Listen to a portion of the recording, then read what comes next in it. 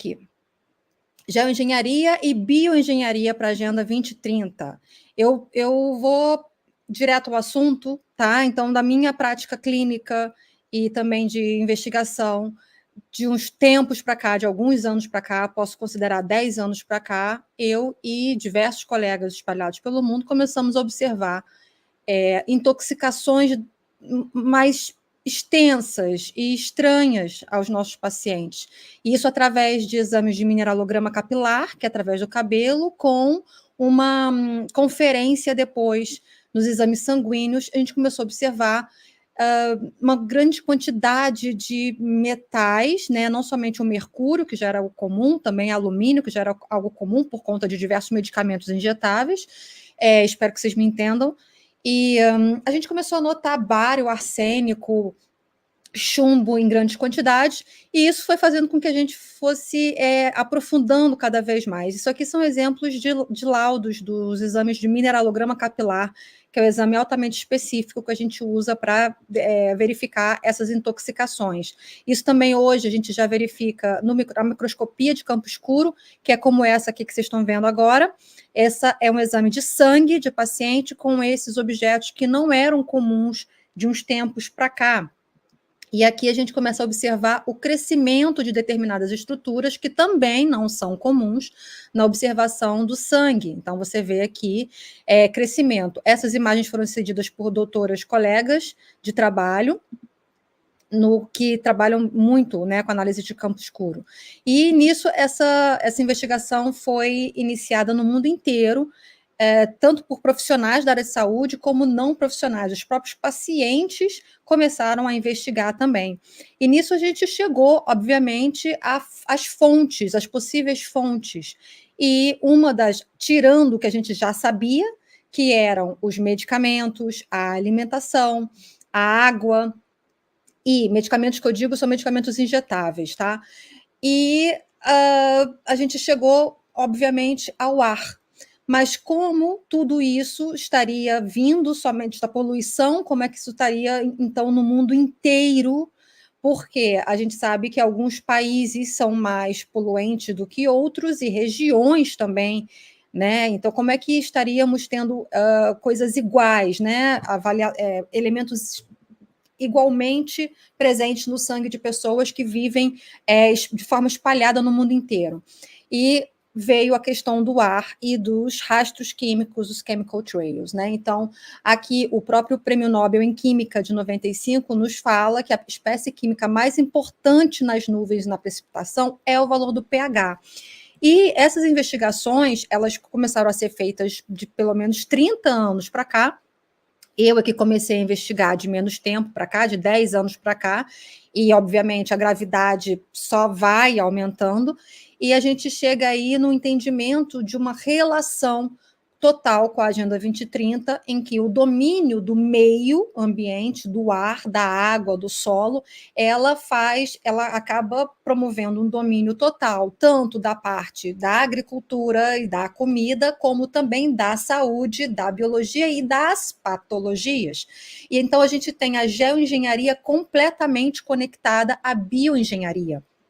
E isso traz a criação de um monte de soluções, digamos assim, né, que são justamente as guerras de narrativas, como muito bem falou o deputado Guilherme Pazin, e a gente coloca aí essas soluções já pré-criadas, obviamente, né, tanto na questão climática, né, que aí vem as cidades verdes, como a gente já teve esse decreto absurdo, mas que já era já era esperado, né, por todos nós, como também a questão dos remédios milagrosos, de doenças que eles mesmos criaram.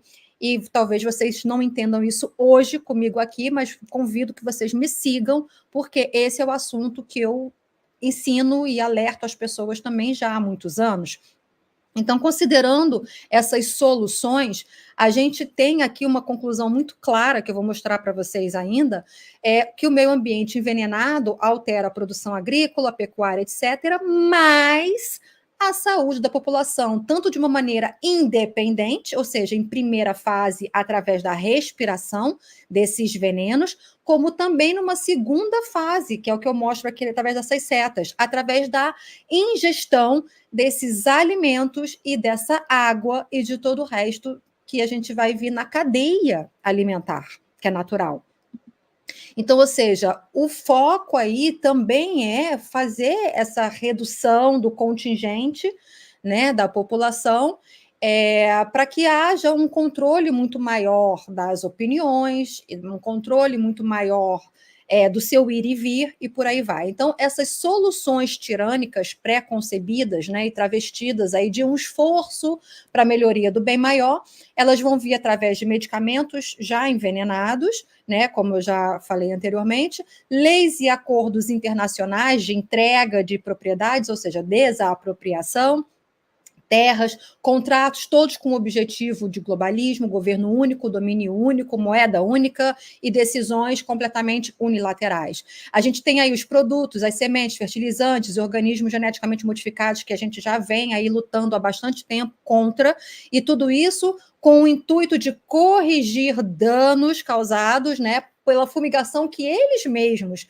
vêm produzindo e ainda tentam culpar a população e o agricultor por esse dano causado no meio ambiente, só que não, são eles mesmos que promovem. A água contaminada tem um outro fator, que não só está sendo contaminado agora por eles, com a fumigação, como a gente tem aqui, logo abaixo, as terras com aquíferos, que vocês devem saber do que eu estou falando, né, do grande aquífero Guarani, que essas terras estão sendo ou desapropriadas ou conquistadas, para que no futuro eles possam monopolizar a água, a única água saudável que vai existir na Terra. Não sei se vocês sabem, mas o Bill Gates, ele é já o dono de um dos maiores aquíferos, de uma grande quantidade de terra nos Estados Unidos, que detém o maior aquífero do país abaixo dessas terras. E é isso também que a gente tem que levar em consideração, além da manipulação climática com as tecnologias que eu vou mostrar aqui para vocês, como também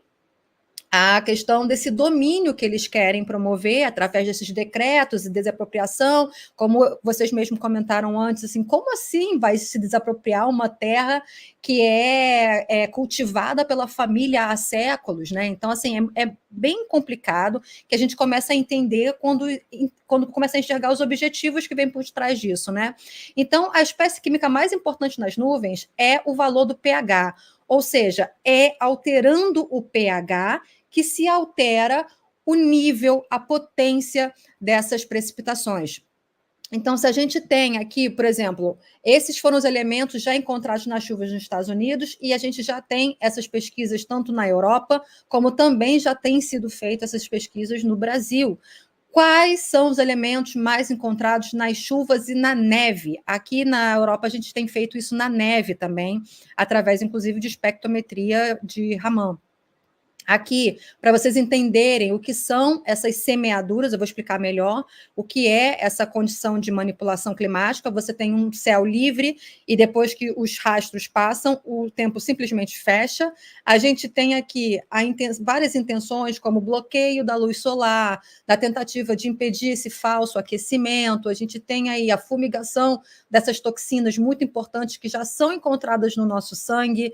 E isso, inclusive, é importante que vocês saibam que muitas doenças vêm dessas toxinas, e vocês vão entender ainda mais o motivo de obrigatoriedade de determinados medicamentos. Aqui eu mostro uma grande discussão que existe entre diferença entre contrail e chemtrail. O contrail existe, ele é uma típica emissão que é liberada pelas aeronaves mesmo, na condensação do seu combustível ao entrar em contato com ar, e logo aqui agora vocês vão ver a diferença do chemtrail. O contrail está sempre conectado ao avião, ou pelo menos a duração dele é muito pequena depois que o avião já segue sua rota. Já o chemical trail, ele fica no ar e você não vê mais o avião, e são quilômetros e quilômetros visíveis, e ele vem dispersando, ele vem literalmente semeando essas nuvens, vem caindo mesmo e fazendo toda essa alteração de visibilidade do céu.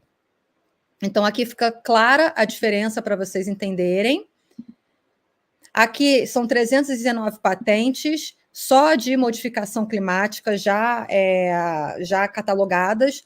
E eu vou explicar aqui muito rapidamente semeadura de nuvens, que é a forma mais básica, mais conhecida e mais antiga de se alterar climas. Tem o tipo higroscópico, que é aquele que atrai água, que é feito em nuvens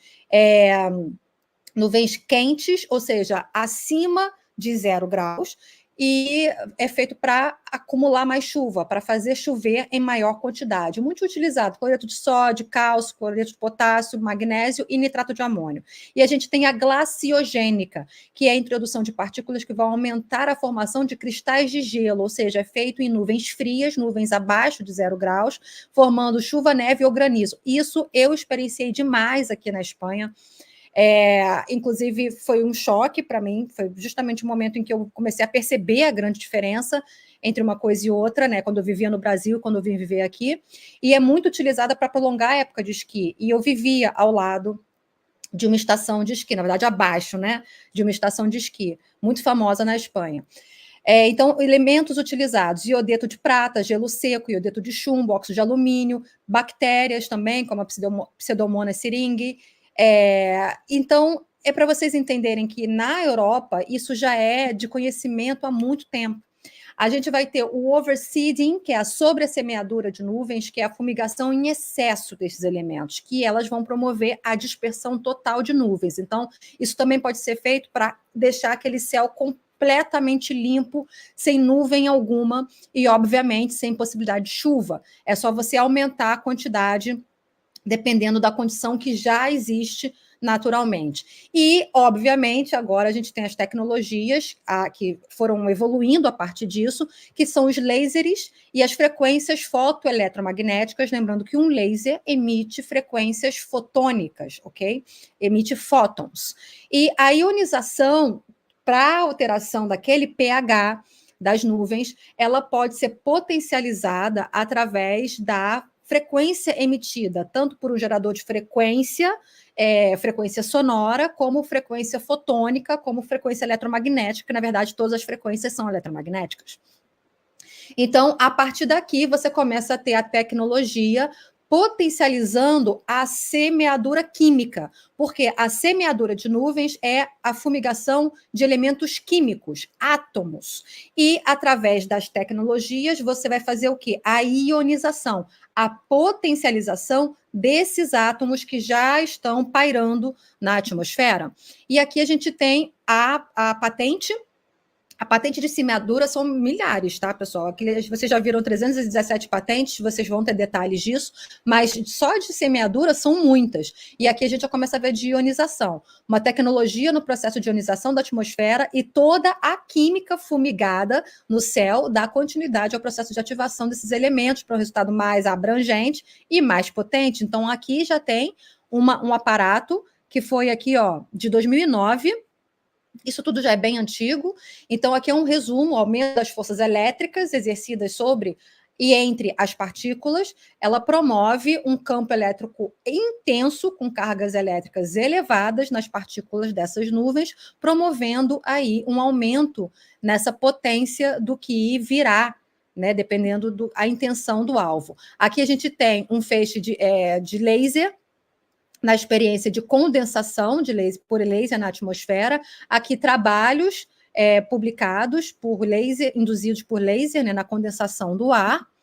Aqui, a gente tem uma dessas tecnologias, que, na verdade, são várias, né? O NexRad, que é o radar de próxima geração de radar climático, ok? A gente tem a empresa Thales, que é uma grande fabricante desses radares. Então, a gente tem vários tipos. Tem WSOR-88D, o D significa Doppler, que é uma tecnologia que a gente também usa na área de saúde, o TDWR, o SINRAD, que é esse radar chinês, que também já tem uma tecnologia bem mais avançada. O que esse radar faz? Esse radar, na verdade, ele evoluiu de operações militares, né? Sempre os militares vão começar a fomentar essas tecnologias para depois ver como é que eles vão encaixar isso aí na sociedade. De qualquer forma, vamos lá.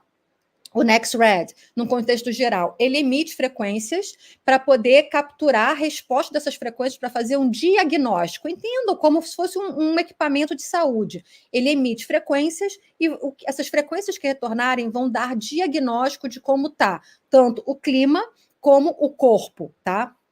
Isso eu vou falar porque eu tenho intimidade com esse tipo de equipamento para a saúde. Só que esses equipamentos, que teoricamente servem somente para fazer diagnóstico, eles também são capazes de emitir frequências, gerar frequências para gerar determinados resultados já pré-estabelecidos e que já tem uma determinada intenção, objetivo. Na saúde, obviamente, a gente faz isso para gerar o bem e a cura dos pacientes. Já que nesses radares, eles vão fazer isso para determinar o que vai acontecer naquela região-alvo.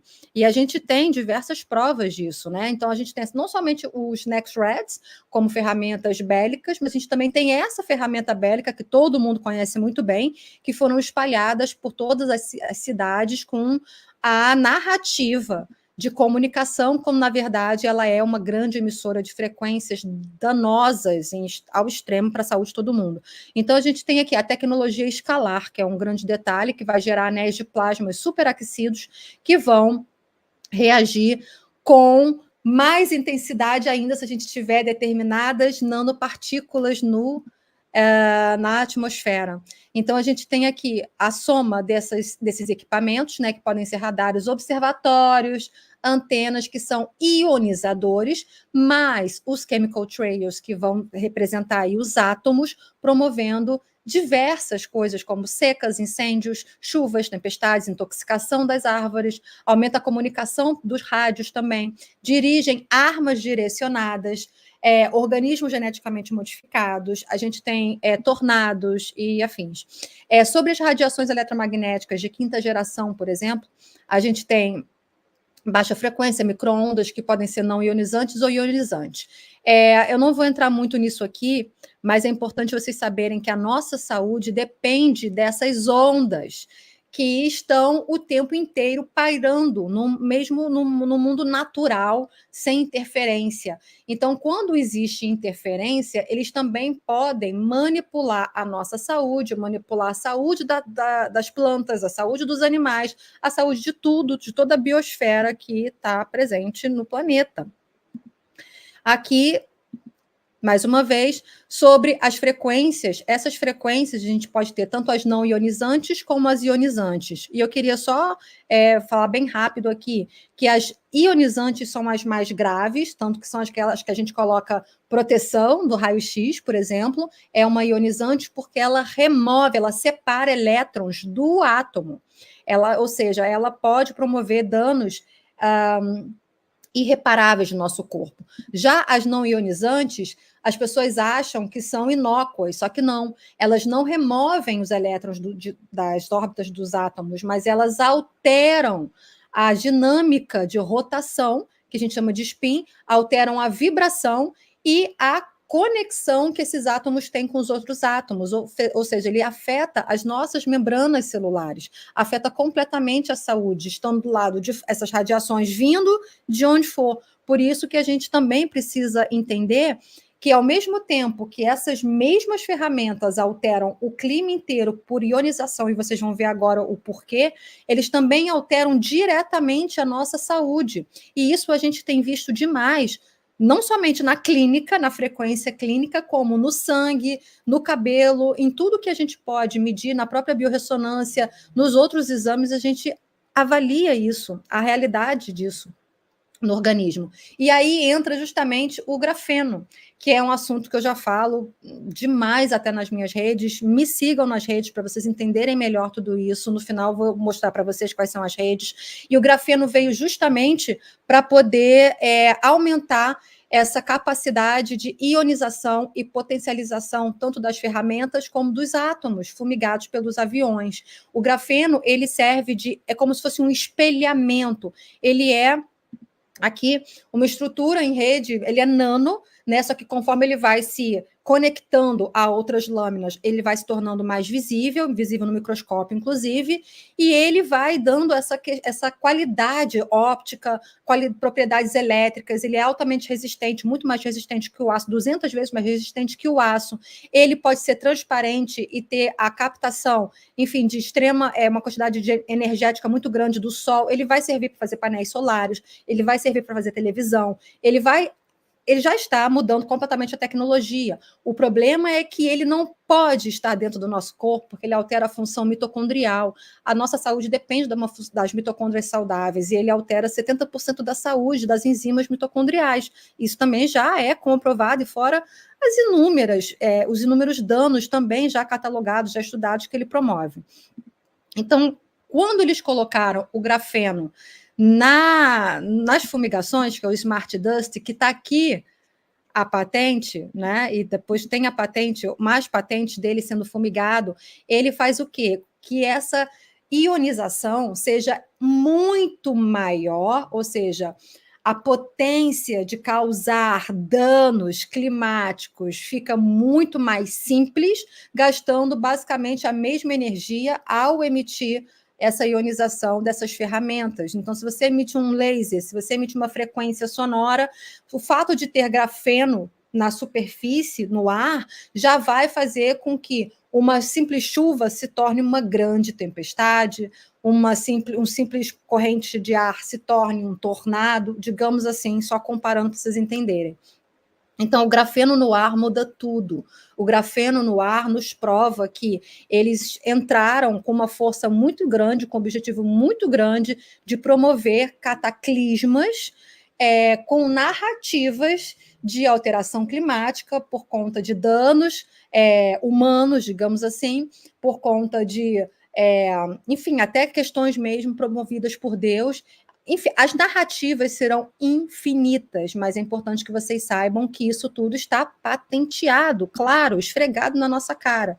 Então, aqui mais uma vez explicando o que é o grafeno, aqui mostrando para vocês como é que eles acoplam o grafeno, e eles também dão uma capacidade de automontagem, ou seja, ele vai se multiplicando no ar, ele promove que o que tiver grudado nele, que normalmente são metais, vai ter uma multiplicação independente.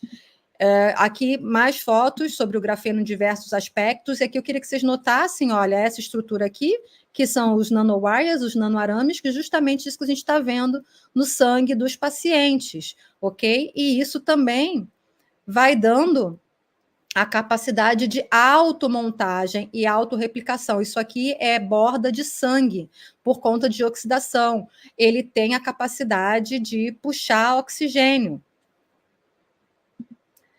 Então, aqui, ó, o óxido de grafeno para nucleação de gelo, essa aqui é a patente, uma das, tá? Que eu coloquei aqui, para nucleação e semeadura de nuvens. Aqui é da própria patente, como é que ele vai se unindo e fazendo esse crescimento, que a gente chama de autoassemblagem, de automontagem. Isso aqui é um estudo de 1971, dos Estados Unidos, medicina naval, falando sobre as manifestações clínicas de radiações de micro-ondas e radiofrequência, mesmo sem o grafeno no ar, mesmo sem essa Smart Dust no ar. Então, o que elas somente por conta própria já promoveriam numa sociedade, e nisso você pode colocar narrativa de qualquer doença, vírus, principalmente porque vírus nunca foram vistos, vírus nunca foram isolados. Isso também é uma narrativa. Uma bactéria, a pessoa facilmente vai descobrir se é real ou não. Agora, um vírus, ninguém nunca vai descobrir, vai ficar sempre na narrativa, até cair um Fauci aí da vida, por exemplo, que também foi culpado pelo espalhamento da toxina causadora do HIV. Ok? Importante que vocês saibam disso também. Então, aqui os russos estudaram 79, também os danos causados somente pelas próprias frequências.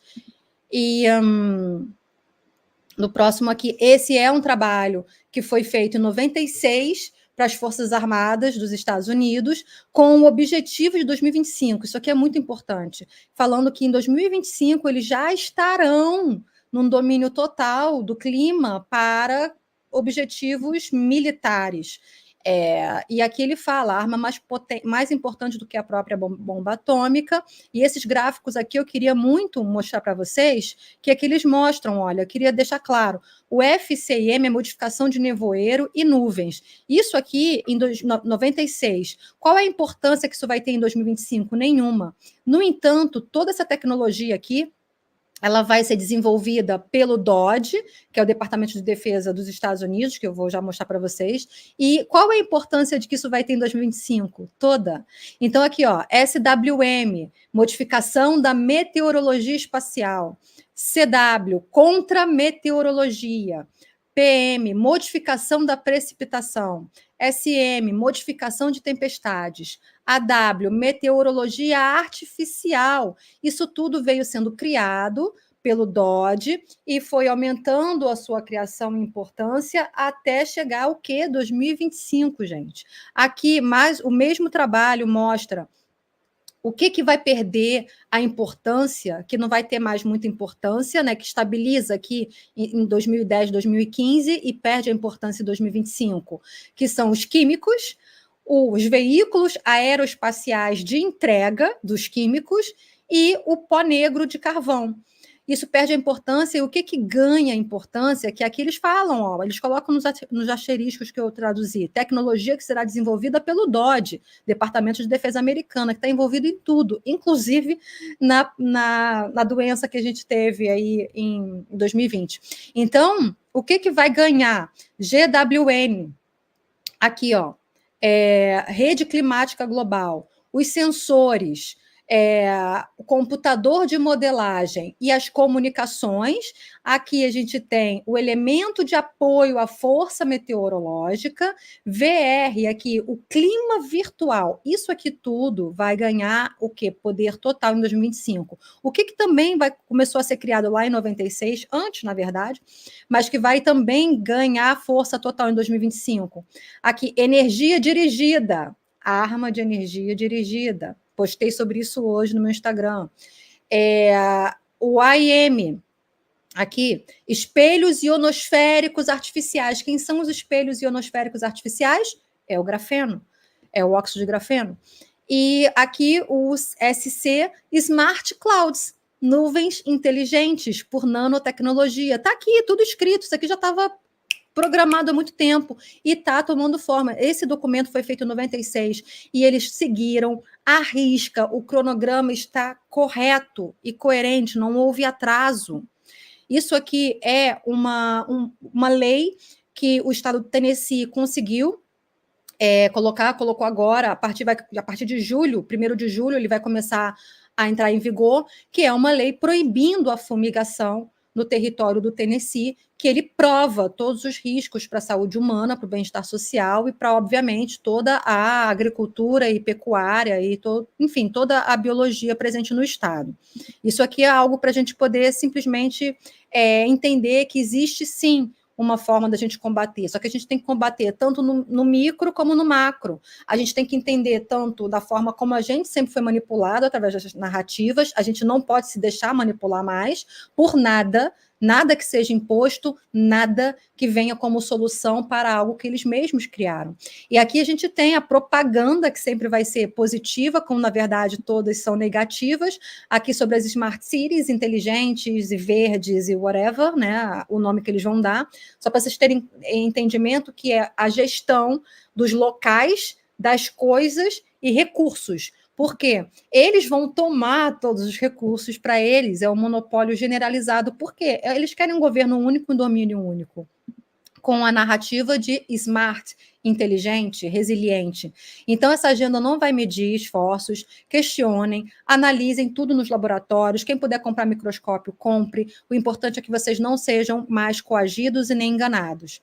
Aqui é como ferver o vinagre, que é uma forma de você alterar o pH dessas nuvens, de forma a deixar somente as naturais. Depois vocês vejam isso com detalhe no meu Instagram.